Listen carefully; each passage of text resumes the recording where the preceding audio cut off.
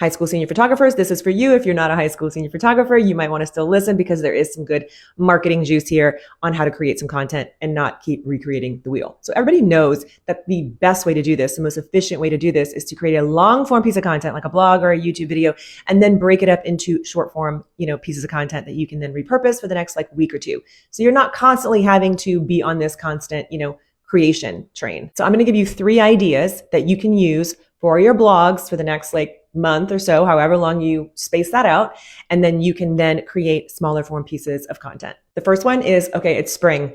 A lot of you guys are shooting high school senior sessions right now, and also graduation is coming up. So you could do a whole series on what to wear for your high school senior portrait session here in the spring, or for your graduation. You could do green screen. You can do a whole blog post about curated looks that you think looks best. And you could also use some of your own images. You're a photographer. You probably have content from, seniors in the past that also would still work with today's fashion. So you can use both, images you find online and also images that you've shot before of your past clients. So you're also going to be promoting your work. The idea is that you want to be trying to link out to some of these things on your blog as well. So keep that in mind.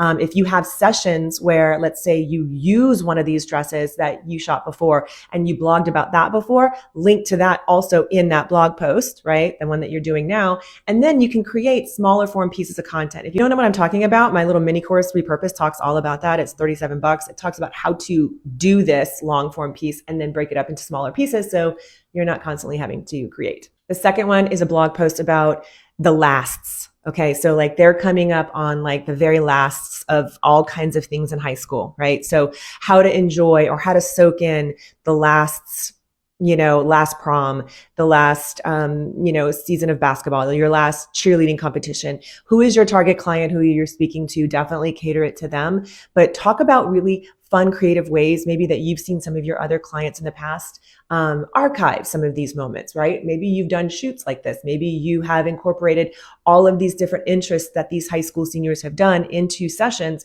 Talk about how and why that is important to archive them in images and also in albums and products and wall art so that you are selling, more than just the digitals. Again, use what is happening now. So we're coming up on prom and things like that. So it would be a really good time for you to highlight your 10 favorite prom dresses of all time, or, 10 prom traditions that are a little bit out of the ordinary that you've seen some of your clients do that you actually love. Think about how you can think outside the box about it. There's a lot of people creating this kind of content. And while you do want to sort of use that marketing energy that's already happening, it's a really good idea to also think about how you can make it your own, how you can make it very unique and different than what everybody else is doing. And then write a blog post about that. Even better if you have a long form, pieces of content somewhere else that you can link to and from, I was talking about before.